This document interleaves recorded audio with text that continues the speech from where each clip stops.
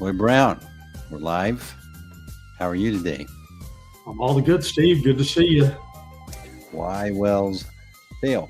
Today's topic I'm kind of excited about. Well, yeah, I am actually because I was watching the rollout of ChatGPT 5. And one of the topics in that conversation, ChatGPT is, for the folks that don't know, ChatGPT just came out with their latest model, GPT-5. And in one of the sections of the demonstration of all the capabilities of ChatGPT-5, in that case was a conversation about a woman that had a health scenario, and she was visiting some doctors, and the doctors weren't really agreeing on the what's the best way to go with the diagnosis. And so it was her story how she leaned into ChatGPT to get some input on and other consideration.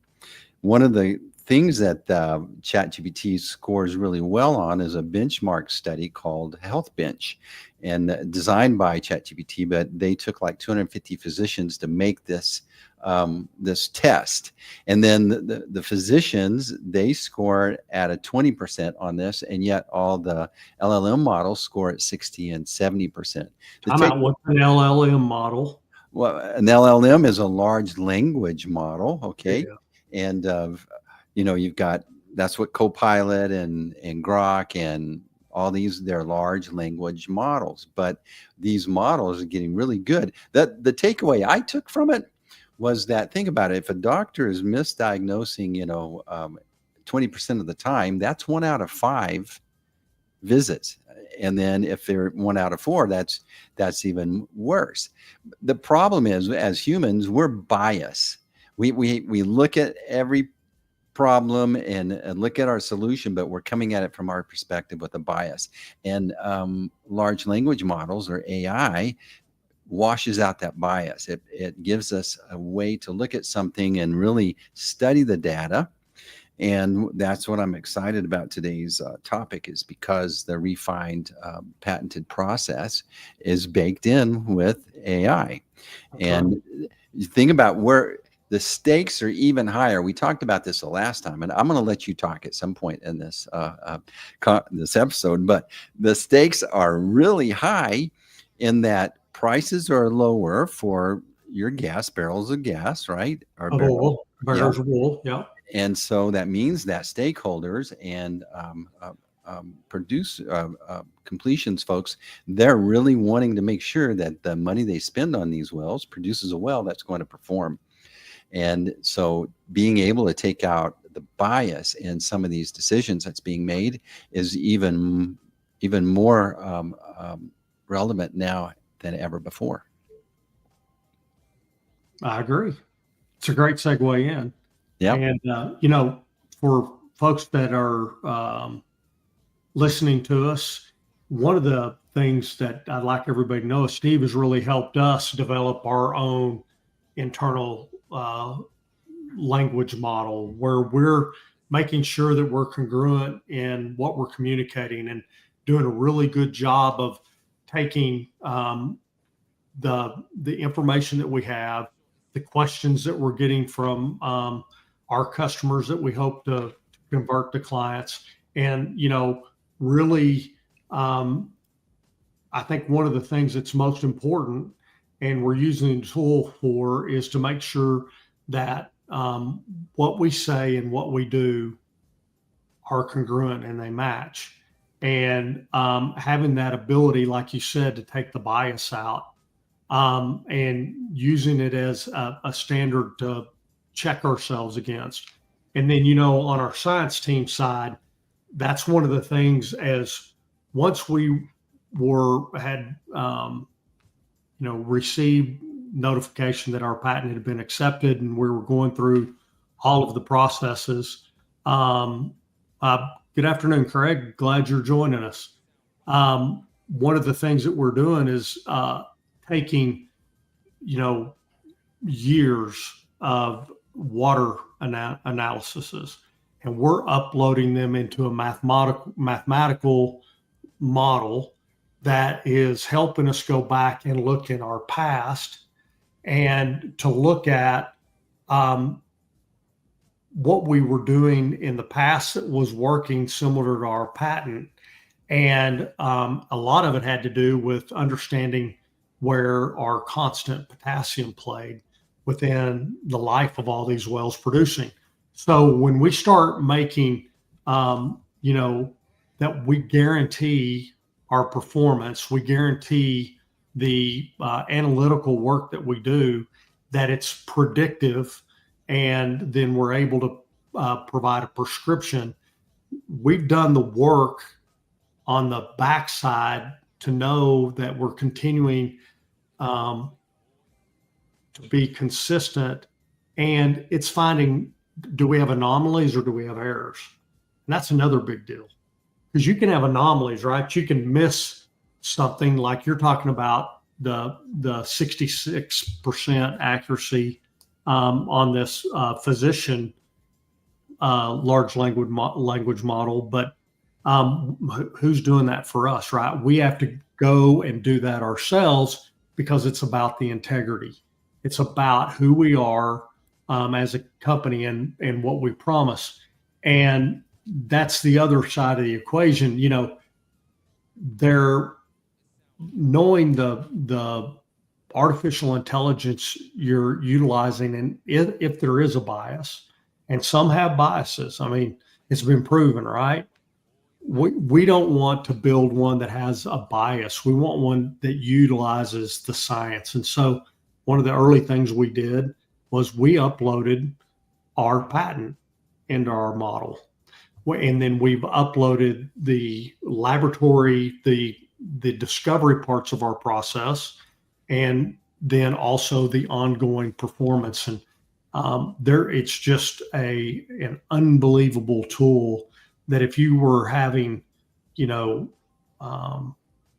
even people that are writing code in computer and taking the time to upload it and having a human do the analytical results, would take days, if not weeks, if not months. And we get the results within minutes. It's just amazing. And so that's how, as a company, we're utilizing this evolving new technology to be part of the thing that protects our reputation.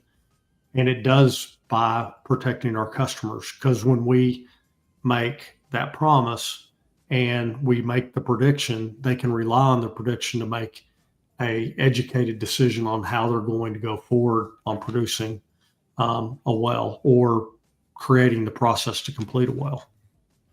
Yeah. So this data that you guys collected over how many years? Did you say 30 years? No, it wasn't 30. It was, let's say, since 2011 is when we really, and that originated with the first patent that we had on protecting pyrite in formations, keeping it from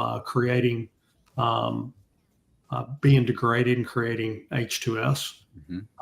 We've had that patent, and that was more of a chemical patent, which was about a specific chemical, and it evolved into different chemistries. But that was a discovery that we had all the way back when we were working in the Marcellus, in predominantly gas plays, when our company started.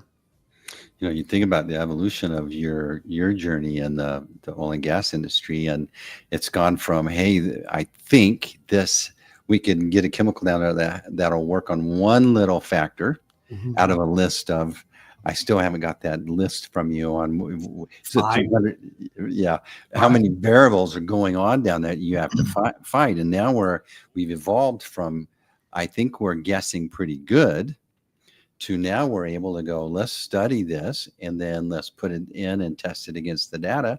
And then now we're going to come out with a prescription. We're removing malpractice in this. No, it's not malpractice until you know it is, right? And I'm not throwing stones at what we've done in the past, because that was the best we knew. But once you know, then it becomes, and you go and you focus on one thing, that it becomes malpractice, unless you don't have the tools. And that's part of it. We have the tools, and And the folks that we're in the same space and we're competing for the trust of that client, we have something that nobody else in the world has. Yeah. And that's exciting. Well, that's what's cool about this is we're removing the guesswork, and we're doing it's a business process now. Absolutely. Okay, so it only makes sense. And it's repeatable. Here's the big thing. There's so many of these laboratory tests. They're not repeatable. And part of it is human error. They rely on a human to run the test and to be consistent every time. And the second part of it is they weren't taking into an understanding of the variance of what was being done. And so there was so many of them, and one, probably, golly, 9 years ago, that we challenged the method that was being utilized by a company in our space, and they were found to be less than 3% repeatable. And I have to tell you that did not go well for their reputation in the industry. Yeah. So imagine if you're in charge of all this investment money to produce wells that perform at optimum, and not having a defined process in there to increase keep your wording and protect your reputation with the folks that are trusting you. Absolutely. So going from, hey, we've got a great solution off the shelf ready to go, and we feel it's going to work in this downhole, to now here's the process that we do. We're going to do an audit. How does that conversation happen with the folks that you work with? Well, it's helping them understand the process we're going through, why we go through the process. The great thing is that for a lot of companies and people that we work with, we're kind of like showing them that missing piece when they go, oh, man, that makes so much sense. Mm-hmm. And so the conversation goes from what do we understand and what's our belief about what's causing disruption.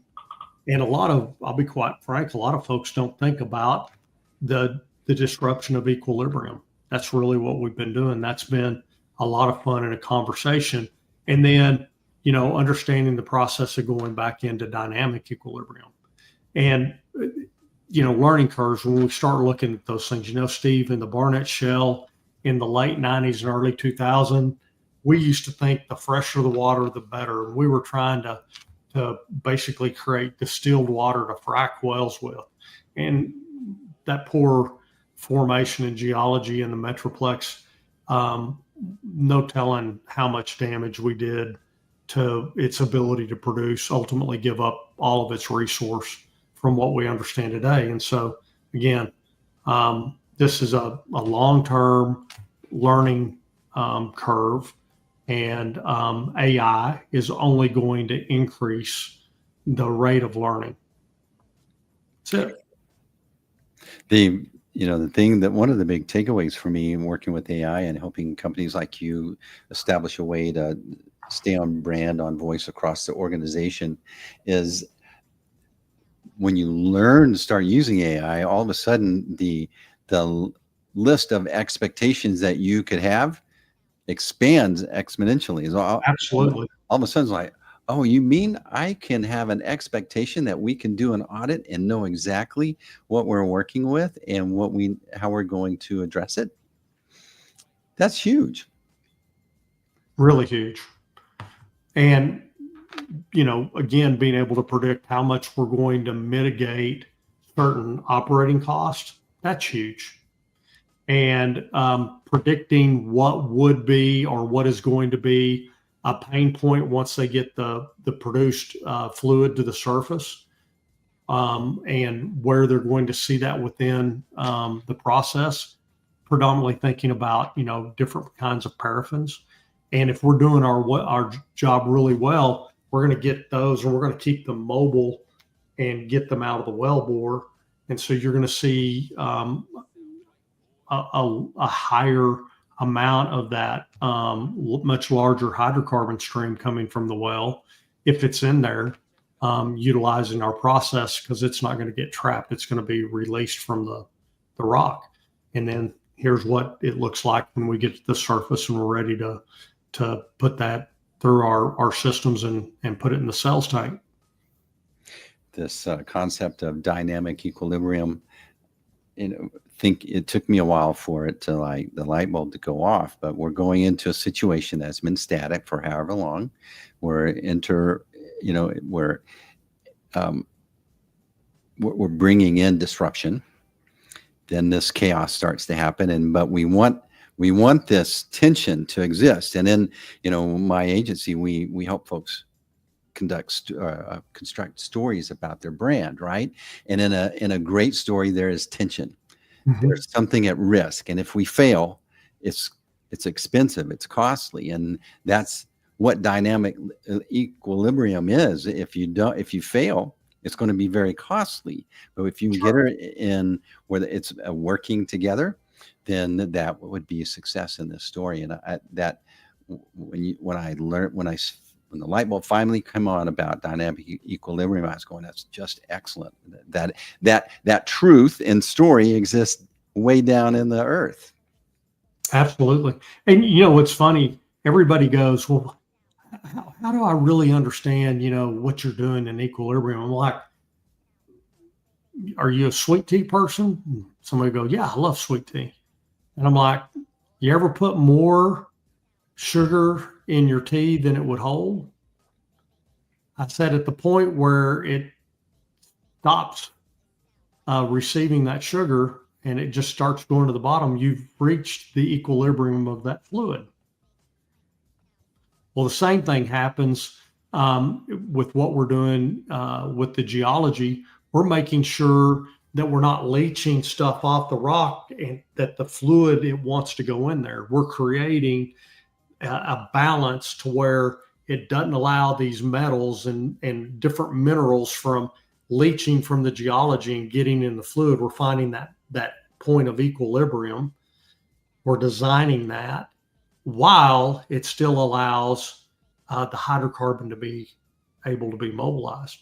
And what's really crazy is the ability, finding out you have the ability to really lock it all in there till you can go way too far.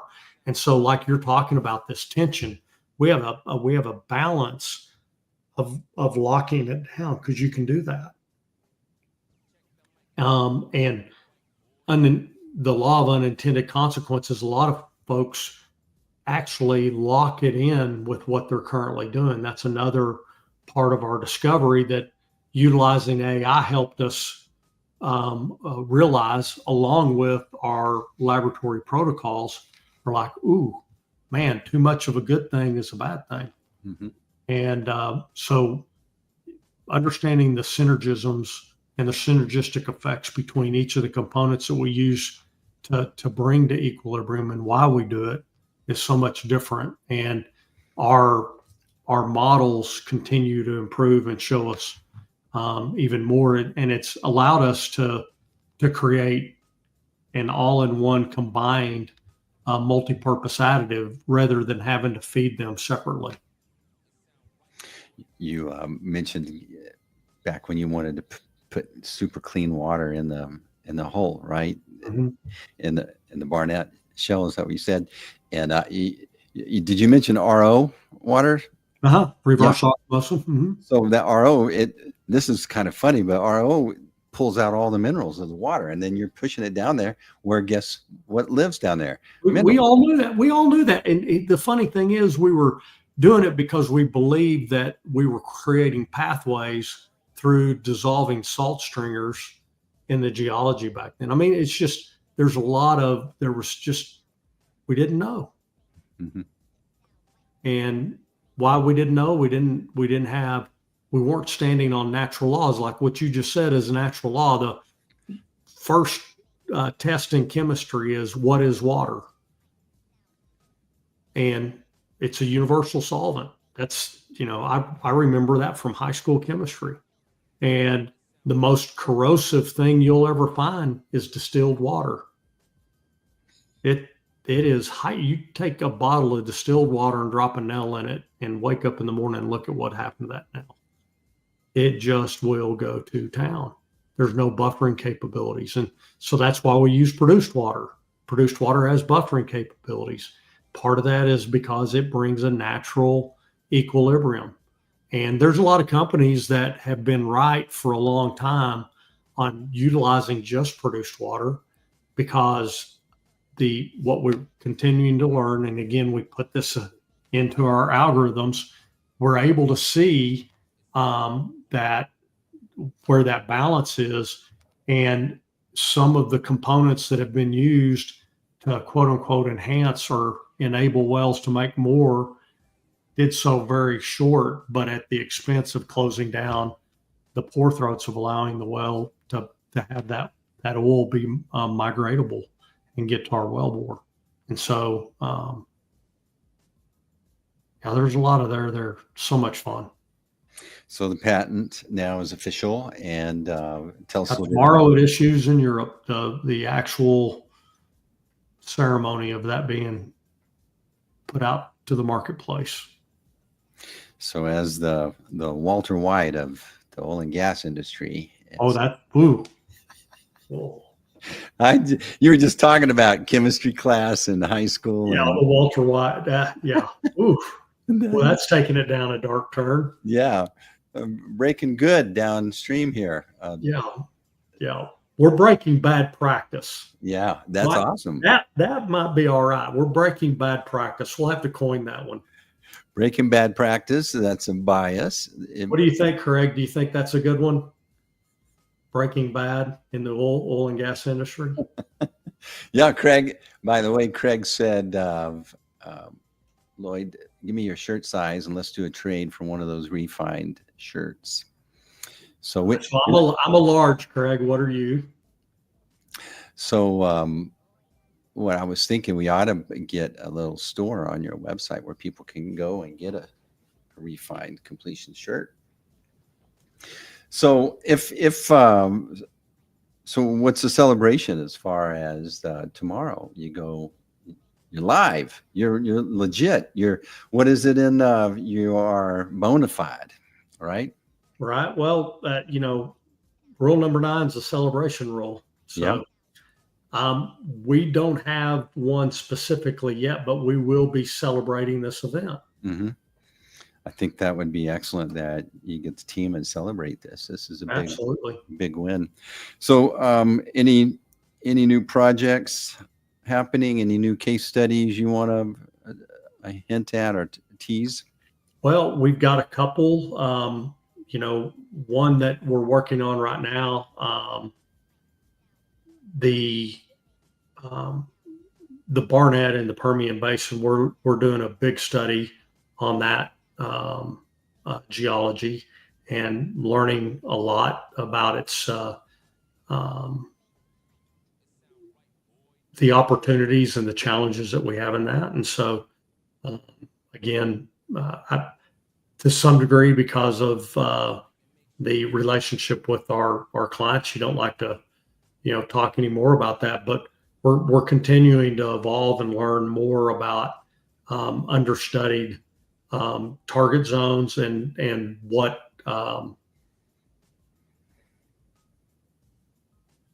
where the opportunities are and how we're going to take advantage of that and help our customers do that. Yeah, I can imagine now you start with your high priority zones, get that dialed in, and then start probably pre configuring up and coming zones. Yeah. So well, absolutely. We've got other projects in the pipeline that are looking at some additional opportunities in the basin. So Craig says he's going to call you the science. It's double XL for him. It's got one ready for you. So here you are. You're blinding us with science. And if someone's been listening and they're like, I want to talk to Lloyd about my particular project, what's the next steps?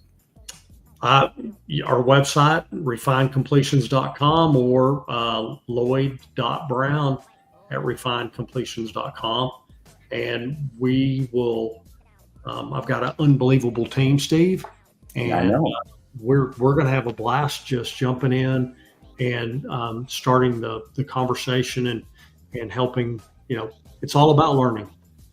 And one thing I always ask a relationship as we're getting started, if they'll give me one commitment. And what is that? Thank you for asking, Steve. The commitment is that when something doesn't make sense, or they think it's not true, that they need to throw the BS flag, and which stands for basic sentiment in the oil and gas industry. Not what you do in West Texas in the cow pastures, but that they throw the flag, and that we have those crucial conversations, because we learn so much when we're challenged, because we may not know the answer, Mm-hmm. and that happens quite often. Well, you got the team that can figure it out. That's right. But without that commitment, it's really hard to continue to develop the trust in your relationship. So That's right. Well, these conversations are building trust with the folks that are watching, listening, and learning. Another great episode of Why Wells Fail. Any last word of wisdom? I think today was fun. Yeah. Thank you. Great topic, Steve. Blinded us with science. You're the Walter White, Breaking Bad practices. I love it. All right. Rewriting the rules of well performance. We'll see you guys next week, same time. Over and out. That's a wrap.